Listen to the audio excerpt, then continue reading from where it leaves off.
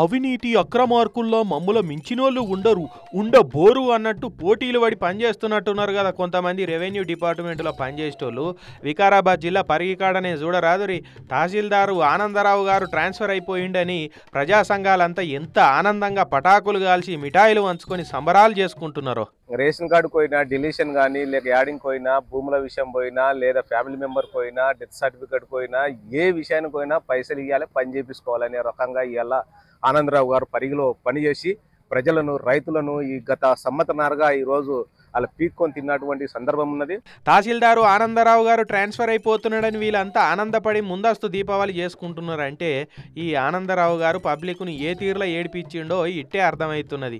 MRO Anandarao లీడర్ల అండదండలతోటి వాళ్ళ కళ్ళల్లో ఆనందం చూసినందుకు అడ్డగోలుగా పైసలు తిని అడ్డమైన వాళ్ళందరికీ సర్కారు జాగాలను వాళ్ళ నాయన జాగీర్ లెక్కనే పట్టాలు చేసి ఇచ్చిండట. ఇదే ముచ్చట మీద పరిగిలున్న ప్రజా సంఘాల లీడర్లు కలెక్టర్కు ఫిర్యాదయ్యారు. ఇక కలెక్టర్ ఎంక్వైరీ చేపిస్తే విచారణల నిజమే అని తేలిందట.